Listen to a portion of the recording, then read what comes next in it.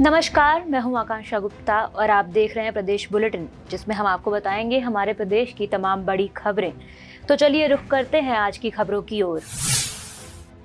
MP विधानसभा चुनाव के लिए नामांकन पत्र दाखिल करने की प्रक्रिया शुरू होते ही आज भाजपा, कांग्रेस सहित निर्दलीय उम्मीदवारों ने अपने अपने फॉर्म रिटर्निंग अधिकारियों को जमा करवाए। सुनिए नामांकन के बाद उम्मीदवारों ने क्या कहा। जी, मैंने अभी नामांकन दाखिल किया है। 30 तारीख को मुझे कांग्रेस पार्टी से मिलेगा बी फॉर्म, फिर आके धूमधाम से। आज क्या शुभ मुहूर्त का नामांकन? जी, शुभ मुहूर्त का करा है मैंने, फॉर्म भरा है। चुनाव में किस प्रकार की तैयारियां चल रही है? भाजपा से नीना वर्मा आपके सामने है। चुनाव की तैयारियां तो चल रही है और जो कमियां हैं उसको पूरा करने की कोशिश करेंगे। कांग्रेस से भी कुलदीप सिंह जोगला ने नामांकन दाखिल किया। जी हाँ, मैंने भी अपना नामांकन दाखिल किया है और ईश्वर की कृपा है, जो भी होगा देखा जाएगा। जी हाँ, भारतीय जनता पार्टी के संगठन नेतृत्व द्वारा जो मुझे ये विश्वास दिया गया है, उसी विश्वास का धन्यवाद करते हुए कि उन्होंने मुझे चौथी बार मुझ पर विश्वास किया और मैंने उन्हीं के निर्देश अनुसार आज अपना फॉर्म भरा है। ये फॉर्म मैंने अपने गुरुजी के समय अनुसार मुहूर्त का फॉर्म है और ये मैंने अपने समर्थक और इनके साथ आके यहाँ। कल फिर से फॉर्म भरेंगे आप लोग समर्थकों के साथ, क्या कुछ तैयारियां की गई? कल देख लीजिएगा, आप लोग आइए, आप सभी को मैं निमंत्रण देती हूँ धन्यवाद के साथ कि आप सब लोग आइएगा। कल सभी लोग, हमारे कार्यकर्ता और जनता, सभी लोगों के साथ आकर के हम रैली के रूप में अपने नगर कार्यालय से निकलेंगे। लाल बाग में उनको संबोधित किया जाएगा और उसके बाद यहाँ पे आकर के मैंने भाजपा से ये नामांकन पत्र दाखिल किया है। मेरे वरिष्ठ जन जो बरसों से इस धार में अपने खून पसीने से पार्टी को जिन्होंने सींचा, श्री अनंत अग्रवाल जी, श्री देवेंद्र पटेल जी, करण सिंह जी, कांग्रेस छोड़ के इसलिए आए कि हमारी पार्टी बहुत अच्छी है, हमारा विचार बहुत अच्छा है, हम इस विचार को जीवित रखने के लिए संघर्ष कर रहे हैं। इस नाते मैंने ये फॉर्म डाला है। क्या लगता है आपको, भारतीय जनता पार्टी आपका ही प्रत्याशी घोषित कर? इस पर पुनर्विचार निश्चित तौर पे मेरे बारे में सोचेगी। मैं जितने भी वरिष्ठ हैं उनके पास भी जाऊंगा, वर्मा जी के पास भी जाऊंगा कि आप ये टिकट बदल कर मुझे टिकट दे दें। मैं सीएम साहब आ रहे हैं, उनसे भी आग्रह करूंगा कि टिकट बदल कर मुझे ये टिकट दें। मैं धार के लिए श्रेष्ठ काम करके बताऊंगा, उस विचार को जीवित रख कर बताऊंगा और धार के विकास में अपना सर्वस्व निछावर कर दूंगा। विधानसभा चुनावों की सरगर्मियां जोरों पर हैं। उज्जैन जिले भर की सभी सीटों पर प्रत्याशी आम लोगों और समर्थकों से संपर्क तो कर ही रहे हैं और साथ ही साथ नामांकन और चुनावी कार्यालयों की शुरुआत में भी व्यस्त नजर आ रहे हैं। उज्जैन दक्षिण विधानसभा क्षेत्र में कांग्रेस के केंद्रीय चुनाव कार्यालय का शुभारंभ फ्रीगंज क्षेत्र में मध्य प्रदेश की वरिष्ठ कांग्रेस नेत्री शोभा ओझा और शहर के सभी वरिष्ठ कांग्रेस नेताओं की मौजूदगी में किया गया। देखिए, कार्यकर्ताओं में बहुत जोश है, जनता में बहुत जोश है और जोश बदलाव के लिए है। जोश इस भ्रष्ट सरकार को, इस माफिया राज को ख़त्म करने का है, क्योंकि पिछले 18 साल में पूरी तरह से माफियाओं के हाथ ये प्रदेश चला गया और भ्रष्टाचार की दीमक ने इस प्रदेश को खोखला बना दिया है। भारतीय जनता पार्टी के नेता, उनके रिश्तेदार, सबों ने मिलके इस प्रदेश को खोखला बना दिया है। जनता को तो लूटा ही, साथ में महाकाल को तक इन्हों बख्शा नहीं है, तो उसका बदला हमारी कार्यकर्ता और जनता लेने को तैयार है। जी, आज ये जो है नफरत के बाजार में मोहब्बत के कार्यालय का आज ओपनिंग है। चुनावी कार्यालय नहीं, ये उन सब मुद्दों के प्रति संघर्ष की यात्रा का शुभारंभ हुआ है, जिसकी वजह से हम इस शहर को बहुत खूबसूरत सांस्कृतिक और ऐतिहासिक पहचान जो इसकी है उसको बनाए रखने में कायम रहेंगे। आज भारतीय जनता पार्टी के लोगों ने इस शहर में, जैसे हम देखते हैं, बलात्कार की पहचान दिलवा दी है, भ्रष्टाचार की पहचान दिला दी है, बेरोजगारी की पहचान दिला दी है, शिक्षा जगत में, यूनिवर्सिटी में घोटालों की पहचान दिला दी है। इन सब से यात्रा से हम लोगों को मुक्ति मिलेगी और बाबा महाकाल की कृपा से यात्रा सफल होगी और हम सब लोगों को विजय श्री प्राप्त होगी। उत्तर विधानसभा क्षेत्र से कांग्रेस प्रत्याशी माया त्रिवेदी आज नामांकन पत्र जमा करने पहुंची, लेकिन फॉर्म में गलती की वजह से वह नामांकन पत्र जमा नहीं कर सकी। वहीं अब उन्हें नया नामांकन पत्र जमा करना होगा। मां शिप्रा को चुनरी उड़ाई और उसके बाद में बाबा महाकाल के दर्शन करके उनके आशीर्वाद लिया और फिर उसके बाद में हम बाहर नामांकन जमा करने के लिए रैली बनाकर निकले थे, जिसमें जनता का भरपूर आशीर्वाद मिला है और जनता का जो आशीर्वाद मिला और उनका जो उत्साह दिखाई दे रहा है वो देख कर के महसूस हो रहा है कि इस बार जनता भारतीय जनता पार्टी की सरकार को बुरी तरह से हराने वाली है, क्योंकि उनकी जो गलत नीतियां थी, भ्रष्टाचार था, उस सभी से जनता बहुत परेशान है। महंगाई की मार जनता के ऊपर पड़ी है, बच्चे शिक्षा के क्षेत्र में बहुत पिछड़े हैं, महिलाओं को जैसे कि गैस की टंकी 1200 की हुई तो वो चाहती हैं कि उन्हें 500 की गैस की टंकी मिले। ये सभी समर्थन दिखाई दे रहा है और जनता बहुत उत्साहित। कांग्रेस प्रत्याशी श्रीमती माया राजेश त्रिवेदी का फॉर्म भरने के लिए आए थे। ऑनलाइन जो फॉर्म हमको दिया था वो धारा प्रारूप 27 का था, तो 27 का और उसका शपथ पत्र तैयार करके लेके आए थे। पर जब यहाँ फॉर्म फिलअप करने के लिए पहुँचे तो यहाँ पता चला कि प्रारूप 28 का फॉर्म फिलअप करना है। चूँकि 2:30 बज चुके हैं और 3 बजे तक का समय है, आधे घंटे में नया प्रारूप का फॉर्म भरना संभव नहीं है, इसलिए ये प्रारूप 28 का फॉर्म नया ले लिया है और इसको कंप्लीट करके कल सुबह हम जमा करेंगे। किस तरह की गलतियाँ होती है?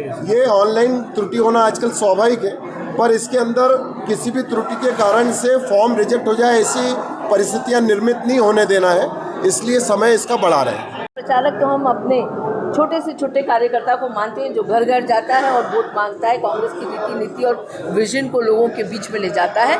पर जहाँ तक नेताओं का सवाल है, बिल्कुल उज्जैन में भी कई केंद्रीय नेता आएंगे। सोनिया गांधी, राहुल गांधी या प्रियंका गांधी को देखिए, अभी तो पाइपलाइन में खड़गे जी की मीटिंग है, डेट नहीं आई है, पर ज़रूर आएगी। बीजेपी के विधायक हैं जिनका 6 बार से विधायक रहे, उनका टिकट इस बार काट दिया गया है, लेकिन वे फिर भी कह रहे हैं कि अगर पार्टी उन पर विश्वास जताएगी तो एक बार फिर चुनाव लड़ेंगे। क्या मानते हैं, उत्तर से अगर वो निर्दलीय चुनाव लड़ते हैं तो क्या? देखिए, बीजेपी की सर फुटबॉल के बारे में तो वही ज़्यादा अच्छा बता पाएंगे, क्योंकि बीजेपी में इस बार बहुत ज़्यादा लड़ाई झगड़े हैं। यहाँ कैलाश विजयवर्गीय इंदौर में सूट सिलाए बैठे हैं मुख्यमंत्री का, तो वहाँ तोमर जी बैठे हैं, तो वहाँ प्रहलाद जी बैठे हैं, तो तमाम मुख्यमंत्री पता नहीं कितने बीजेपी की घूम रहे हैं, कितने मंत्री घूम रहे हैं, पर सब मुँह की खाएंगे, क्योंकि जनता मन बना चुकी है और लोकतंत्र में जनता ही सबसे ताकतवर है।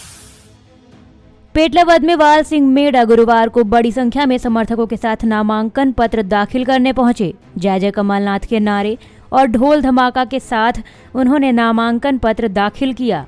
मैं आज हजारों कार्यकर्ताओं के बीच में मतदाता, नेता और चैनल के सभी हमारे जिले से, प्रदेश से सभी चैनल के साथ धाम धूम से आज हमने हमारा फार्म दाखिल किया और आने वाले समय में जो 17 नवंबर को जो वोटिंग है, इसमें यहाँ से हम विजय होकर भोपाल जाएंगे, कमलनाथ जी को फिर से मुख्यमंत्री बनाएंगे। इतने विरोध के बाद आपको पार्टी ने टिकट दिया। भाजपा से टिकट नहीं मिलने पर भी मनावर विधानसभा से पूर्व विधायक और मंत्री रंजना बघेल ने भाजपा व निर्दलीय 2 नामांकन पत्र जमा किया। पूर्व मंत्री रंजना बघेल ने मेला मैदान से शक्ति प्रदर्शन करते हुए भारी भीड़ के साथ एसडीएम कार्यालय नामांकन पत्र जमा करने पहुंची। यहाँ पर मैंने बहुत मेहनत की और यहाँ वो लोग जो 15 साल से भारतीय जनता पार्टी संगठन के अलग रह के विरोध कर रहा था, सन 2013 में निर्दलीय खड़े कर, सन 2018 में कांग्रेस को इन लोगों ने वोट दिलाया था। ऐसे गुट्टी भर लोगों के समर्थन में, मेरा समर्थन के कारण दूसरे को टिकट मिला और मेरा टिकट काटा। अब कह रहे 40,000 से हारे। मध्य प्रदेश की 47 सीटों में 40 सीटें भारतीय जनता पार्टी हारी थी। जयस में भ्रामक प्रचार करा था और बालकृष्ण जी 44,000 से हारे पाटीदार, उनको खरगोन से टिकट दे दिया, अर्चना चिट्टीस को दे दिया, नागर को दे दिया, सबको रिपीट किया, एकमात्र मेरा काटा है, मेरा काटा है। और जो इंदौरी नेता है वो आदिवासी क्षेत्र में मुझे कहते हैं कि मैं बहुत सीनियर लीडर हूँ, 30 साल से काम कर रही हूँ, तो आदिवासी क्षेत्र की सीटों के बारे में मुझसे भी राय लेना चाहिए ना, राय लेना चाहिए। इंदौरी नेता यहाँ बिच्छू पैदा करते हैं और वो मेरा टिकट कैसे कटे उसका प्रयास करते, कभी भी ट्राइबल नेताओं को ऊपर लाने का प्रयास ऊपर आता है तो उसे दचकनी देने का प्रयास करते हैं। उज्जैन में गुरुवार सुबह सोशल मीडिया पर एक पोस्ट वायरल हुई जिसमें संत आचार्य शेखर के चुनाव लड़ने और शाम को विशाल वाहन रैली का उल्लेख था। शाम होते होते कुछ लोगों द्वारा महाकाल चौराहे से भाजपा कार्यालय तक एक भगवा ध्वज यात्रा निकाली गई। भाजपा कार्यालय पर आकर रैली में शामिल हुए लोगों ने हनुमान चालीसा का पाठ भी किया। हालांकि आचार्य शेखर इस पूरे मामले में कहीं भी प्रत्यक्ष रूप से नजर नहीं आए। सनातन धर्म के पक्ष के लिए आज महाकाल चौराहे से एक भगवा ध्वज यात्रा निकाली गई है जो भाजपा कार्यालय पर समापन किया गया है सुंदरकांड के साथ। क्या डिमांड है आप लोगों की? आप किसके लिए चाहते हैं कि उनको टिकट मिले या उम्मीदवारी मिले? हमारा एक प्रश्न है राज्य और केंद्र सरकार दोनों से कि संत क्यों नहीं, बस एक ही शब्द में हम पूरा बताना चाह रहे हैं कि संत क्यों नहीं, आखिर संत क्यों नहीं। जो पार्टी संत समाज की बात करती है, जिस पार्टी का आधार संत समाज है, भगवा ध्वज है, धर्म है, तो आखिर संत क्यों नहीं? क्योंकि संत ही भगवा को थाम के चलता है और सबको एक सूत्र में पिराता है। तो फिर हम पुनः केंद्र सरकार और राज्य सरकार से पूछना चाहते हैं कि संत क्यों नहीं। इंदौर में आदर्श आचार संहिता लगी हुई है और तमाम स्थानों पर पुलिस चेकिंग और सख्त चेकिंग का हवाला देने वाली पुलिस पर ही बदमाशों ने सवाल निशान खड़े करते हुए युवक पर धारदार हथियार से हमला कर क्षेत्र में आतंक मचाया है। फरियादी अर्जुन पालेवाल हैं जो कि मिस्टर इंदौरी टाइटल हैं और कई टीवी सीरियल में कलाकार और अभिनय का रोल निभा चुके हैं। मैं बंगाली चौराहा नारायण कोटे का रहवासी हूँ और रात को कुछ मेरे घर के पास में किराएदारों हंगामे रात को पार्टियाँ 2-3 लड़कियाँ और 3-4 लड़के 6 लड़के अराउंड दारू वारू पी रहे होंगे। तो रहवासी महिला का फ़ोन आया कि आपके पड़ोस में सभी रात को दारू की बोतलें फेंक रहे, ये कर रहे हैं। फिर हम और मेरा जो छोटा ब्रदर काना जोशी हम दोनों बाहर गए बीच बचाव करने के लिए, तो उन्होंने चक्कू खोलकर और बोतलों से हमला कर दिया। इसके बाद में हमने जैसे करके उन्हें गेट के अंदर करके बंद करा और पुलिस को फ़ोन लगाया और फिर भी वो पुलिस के आने के बाद पुलिस ही चक्कू बरामद किया और अंदर सबको बाहर लेके थाने लेने के लिए गई। थाने पर पूरे रास्ते थाने के साथ में हम भी गए, पूरे रास्ते वो तो हमें धमके देते रहे कि बाहर आएगा तो हम जानू बवाल बोलते हैं, अजय ठाकुर बोलते, इस तरह के नाम पे धमके देने लगे। हम यहाँ थाने पर आए तो थाने पर भी उन लोगों ने तोड़फोड़ करने की कोशिश करी और थाने पे पुलिस के सामने ही वो धमकियाँ देने खुली। और मैं अचंभित हूँ कि आचार संहिता लगने का भी इस तरह का उल्लंघन तो ठीक किया ही किया है, पर प्रशासन के सामने उनने इस तरह की हरकत करी है और वो तो ठीक था। फिर उनके लोगों ने थाने पे पीछे से मैं बात कर रहा था, उन्होंने पीछे से आके थाने के अंदर ही मुझे चाकू मार दिया थाई पे। क्या विवाद क्या है आपके? विवाद तो कुछ है ही नहीं आपसी, तो लोग देर रात लड़कियां और अश्लील पार्टियां रोकने गए थे। हाँ रोकने गए थे। रहवासी होने का नाते हमारा फर्ज है कि हम बाहर जाके भाई देखें क्या विवाद हो रहा है। हम भी बचाव करने गए कि भैया मत करो हंगामे, तो उनने आके इस तरीके से हमला कर दिया, चक्कू खोल दिया। और ये सब गुंडे प्रवृत्ति के लोग हैं, जिस तरीके से उन्होंने नाम लिया कि जानू बवाल बोलते हैं, अजय ठाकुर बोलते हैं, अन्नपूर्णा पे रहते हैं, जो उनने बोला वही अपने को पता है। तो इस तरह की अपना तो कोई विवाद नहीं है, पर विवाद तो वो जिस तरीके से धमकियाँ दे रहे हैं तो उस पर कल से क्या गारंटी है कि कुछ भी वो हमला कर दे किसी पर भी। थाने के अंदर ही आपको चाकू मार दिया आपको? हाँ थाने के अंदर ही चाकू। एक मुंबई में शूटिंग करते हैं, अपने आप को बता रहा है कि मैं मॉडल और एक्टर हूँ। अर्जुन नाम है उनका, अर्जुन पालीवाल जोशी। ये नारायण कोठी बंगाली चौराहे में निवास करते हैं। इनके मकान में एक कमरा इनने खुशबू नाम की लड़की को किराए पर दिया है। तो खुशबू ने अपने साथियों के साथ पार्टी कर रही थी, वो रात में 3:30 बजे तक ड्रिंक कर रही थी और उनका फरियादी का कहना है कि वो बाटलें छोड़ रहे थे। तो ये लोग आए और इनने मना किया उनको कि ऐसा क्यों कर रहे, हंगामा कर रहे हो। फिर इस बात पर से इनका विवाद हुआ। एक उसमें से लड़का था तो चाकू भी मारा, इनकी जांघ में लगी, हल्की चोट है, मामूली चोट। और एक राकेश था, उसको डंडा से मारपीट की। तो सभी आरोपियों को राउंड अप कर लिया है पुलिस ने। धारा 307 का प्रकरण पंजीबद्ध हो गया है तो वैधानिक कार्रवाई की जाती है।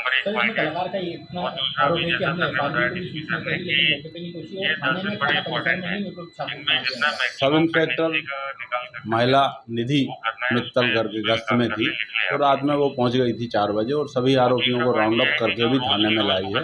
और संदीप पटेल प्रभात गश्त में थे सब इंस्पेक्टर, इनके द्वारा FIR की है, विधिवत कार्रवाई की। थाने में कोई तोड़फोड़ भी नहीं हुई और ना किसी प्रकार की थाने के अंदर घटना हुई है। आज के लिए इतना ही। ऐसी तमाम खबरों को जानने के लिए आप देखते रहिए मृदुभाषी प्रदेश।